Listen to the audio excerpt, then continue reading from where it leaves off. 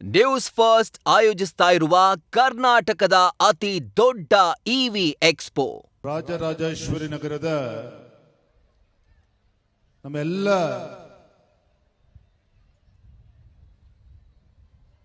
ಮುನಿರತ್ನ ಅವರ ಅಭಿಮಾನಿಗಳಿಗೆ ತಮ್ಮೆಲ್ಲರಿಗೂ ಕೂಡ ಈ ಶುಭ ಸಂದರ್ಭದಲ್ಲಿ ಶಿವರಾತ್ರಿಯ ಶುಭಾಶಯಗಳನ್ನ ಸಂದರ್ಭದಲ್ಲಿ ಕೋರ್ತಾ ನಮ್ಮೊಂದಿಗೆ ಕ್ಷೇತ್ರದ ಜನಪ್ರಿಯ ಶಾಸಕರಾಗಿರುವಂತಹ ಮುನಿರತ್ನರವರಿದ್ದಾರೆ, ಜನಪ್ರಿಯ ಸಂಸದರಾಗಿರುವಂತಹ ಡಾಕ್ಟರ್ ಮಂಜುನಾಥ್ ರವರಿದ್ದಾರೆ, ನಮ್ಮ ಮುಖಂಡರಾಗಿರ್ತಕ್ಕಂಥ ಇಂದ್ರೇಶ್ ಅವರು ಕೂಡ ಇದ್ದಾರೆ, ಎಲ್ಲ ನಮ್ಮ ಪಕ್ಷದ ಮುಖಂಡರು ಇದ್ದಾರೆ. ಎಲ್ಲದಕ್ಕಿಂತ ಮಿಗಿಲಾಗಿ ಕರ್ನಾಟಕ ರಾಜ್ಯದಲ್ಲಿ ಭಾರತೀಯ ಜನತಾ ಪಾರ್ಟಿಯನ್ನ ನಗರಕ್ಕೆ ಸೀಮಿತ ಆಗಿರ್ತಕ್ಕಂಥ ಭಾರತೀಯ ಜನತಾ ಪಾರ್ಟಿಯನ್ನ ನಾಡಿನ ಹಳ್ಳಿಗೂ ಕೂಡ ತೆಗೆದುಕೊಂಡು ಪಕ್ಷವನ್ನು ಅಧಿಕಾರಕ್ಕೆ ತಂದಿರುವಂತಹ ಧೀಮಂತ ನಾಯಕರಾಗಿರುವಂತಹ ಮಾಜಿ ಮುಖ್ಯಮಂತ್ರಿಗಳು ಪೂಜ್ಯ ತಂದೆಯವರು ಸನ್ಮಾನ್ಯ BS ಯಡಿಯೂರಪ್ಪನವರು ಕೂಡ ಇವತ್ತು ವೇದಿಕೆ ಮುಂಭಾಗದಲ್ಲಿ ಕೂತಿದ್ದಾರೆ.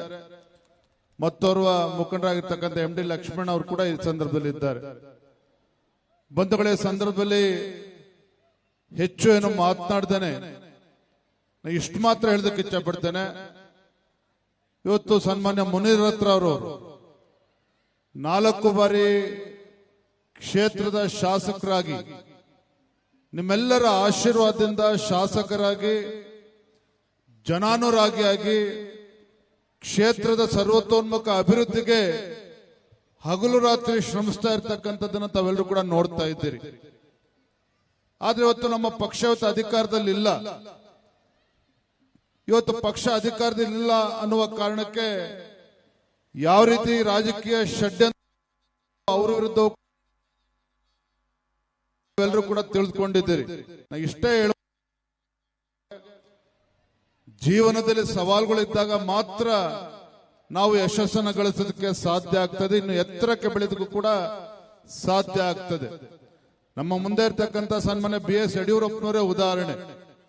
ಯಡಿಯೂರಪ್ಪನವರು ರಾಜಕೀಯ 7 ಬೀಳುಗಳ ನಡುವೆನೂ ಸಹ ಅವ್ರು ಯಾವತ್ತೇ ದೇವ್ರ ಮುಂದಾಗ್ಲಿ ಜಗದ್ಗುರುಗಳ ಮುಂದಾಗ್ಲಿ ಅವ್ರು ಪ್ರಾರ್ಥನೆ ಮಾಡ್ತಕ್ಕಂಥದ್ದು ಒಂದೇನೆ, ಭಗವಂತ ನನಗೆ ಕಷ್ಟವನ್ನ ಕೊಡಬೇಡ ಅಂತ ನಾನು ಹೇಳೋದಿಲ್ಲ, ಆದ್ರೆ ಏನೇ ಕಷ್ಟಗಳು ಜೀವನದಲ್ಲಿ ಬಂದರೂ ಕೂಡ ಅದನ್ನ ಮೆಟ್ಟಿ ನಿಲ್ತಕ್ಕಂಥ ಶಕ್ತಿ ಆ ಭಗವಂತ ದಯಪಾಲಿಸ್ಲಿ ಅಂತೇಳಿ ಯಾವತ್ತೂ ಕೂಡ ಹೇಳ್ತಕ್ಕಂಥದ್ದು.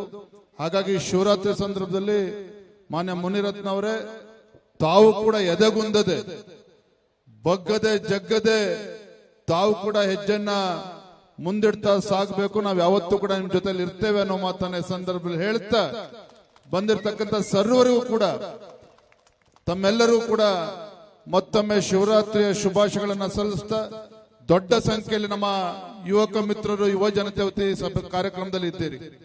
ನಾ ಇಷ್ಟೇ ಹೇಳುವಂಥದ್ದು, ನಾವು ಜೀವನದಲ್ಲಿ ಎಷ್ಟೇ ಎತ್ತರಕ್ಕೆ ಬೆಳೆದರೂ ಸಹ, ನಾವು ಜೀವನದಲ್ಲಿ ಏನೇ ಸಾಧನೆ ಮಾಡಿದ್ರು ಸಹ ಒಂದು ನಾವು ಯಾವತ್ತೂ ಕೂಡ ಮರಿಬಾರದು, ನಮ್ಮನ್ನ ಹೆತ್ತಿರ್ತಕ್ಕಂಥ ನಮ್ಮ ತಂದೆ ತಾಯಂದ್ರು, ಪಾಠ ಹೇಳ್ಕೊಟ್ಟಿರ್ತಕ್ಕಂಥ ಗುರುಗಳು, ಇವರಿಬ್ಬರನ್ನು ಕೂಡ ನಾವು ಜೀವನದಲ್ಲಿ ಯಾವತ್ತೂ ಕೂಡ ಮರಿಬಾರದು, ಸದಾ ನೆನಪಿನಲ್ಲಿ ಇಟ್ಕೋಬೇಕು ಅನ್ನೋ ಮಾತನ್ನ ಸಂದರ್ಭದಲ್ಲಿ ಹೇಳ್ತಾ, ಮತ್ತೊಮ್ಮೆ ತಮಗೆ ಆ ಭಗವಂತ ಒಳ್ಳೇದ್ ಮಾಡ್ಲಿ, ತಮ್ಮ ಕುಟುಂಬಕ್ಕೆ ಒಳ್ಳೇದ್ ಮಾಡ್ಲಿ ಅಂತ ಹಾರೈಸ್ತಾ, ಬಂದಿರ್ತಕ್ಕಂಥ ಎಲ್ಲರೂ ಕೂಡ ಶಿವರಾತ್ರಿಯ ಶುಭಾಶಯಗಳನ್ನ ಸಲ್ಲಿಸ್ತಾ ನನ್ನ ಮಾತನ್ನು ಮುಗಿಸ್ತಾ ಇದ್ದೇನೆ. ನಮಸ್ಕಾರ, ವಂದನೆಗಳು.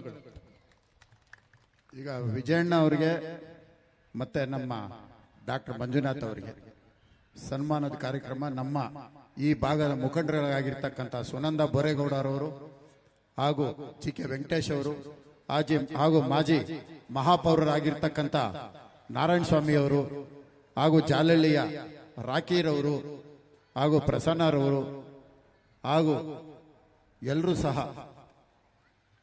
ಇವತ್ತು ಈ ಸನ್ಮಾನ ಕಾರ್ಯಕ್ರಮ ನಮ್ಮ ನಾಯಕರಿಗೆ ಕಾರ್ಯಕರ್ತರ ಮುಖಾಂತರ, ಅದೇ ರೀತಿ ನಮ್ಮ ಸಂಸದರಿಗೆ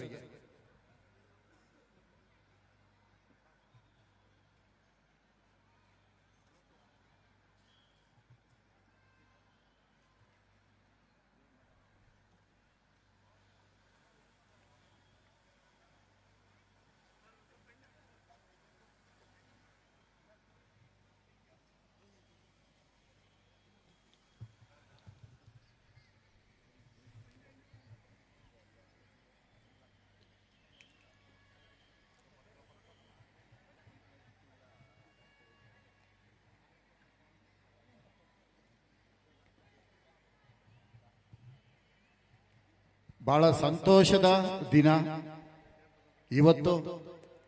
ನಮ್ಮ ಇಂಡಿಯಾ ಪಾಕಿಸ್ತಾನ್ ಕ್ರಿಕೆಟ್ ಅಲ್ಲಿ ಇಂಡಿಯಾ ಗೆದ್ದಿದ್ದಕ್ಕೆ ನಿಮ್ಮೆಲ್ರಿಗೂ ಸಹ ಅದು ಸಂತೋಷದ ದಿನ. ಈ ಸಂತೋಷ ದಿನ ಒಂದು ವಿಶೇಷವಾಗಿ ನಾವು ಆಚರಣೆ ಮಾಡೋಣ. ನಿಮ್ಮ ಮೊಬೈಲ್ಗಳಲ್ಲಿ ಎಲ್ಲರೂ ಸಹ ಲೈಟ್ ಆನ್ ಮಾಡಿ ಜ್ಯೋತಿ ಬೆಳಗಿಸಿ ಅಂತ ನಿಮ್ಮಲ್ಲಿ ನಾನು ಕೇಳ್ಕೊಳ್ತೇನೆ. ಎಲ್ಲರೂ ಸಹ ಎಲ್ಲರೂ ಮೊಬೈಲ್ ಆನ್ ಮಾಡ್ರಿ. ಇದು ನಾವು ನಮ್ಮ ಕ್ರೀಡಾಪಟುಗಳಿಗೆ ಇಲ್ಲಿಂದಾನೇ ನಾವು ಅವರು ಗೆದ್ದಿರೋದಕ್ಕೆ ಸಂತೋಷನ ವ್ಯಕ್ತಪಡಿಸುವಂತ ಕೆಲಸ. ಇನ್ನು ಎಲ್ಲರೂ ಇದು ಜ್ಯೋತಿ, ಇಂಥ ಒಂದು ಸಂತೋಷ ಇವತ್ತು ಕ್ರಿಕೆಟ್ ಗೆದ್ದಿದ್ದಕ್ಕೆ. ಇದಕ್ಕಿಂತ ಇನ್ನೊಂದು ದಿನ ಶಿವರಾತ್ರಿ ದಿನ ಇಂಥ ಸಂತೋಷದ ಕಾರ್ಯಕ್ರಮ ಎಲ್ರಿಗೂ ಒಳ್ಳೇದಾಗ್ಲಿ. ಧನ್ಯವಾದಗಳು. ಇನ್ನೂ ಹಲವಾರು ಕಾರ್ಯಕ್ರಮಗಳಿದೆ.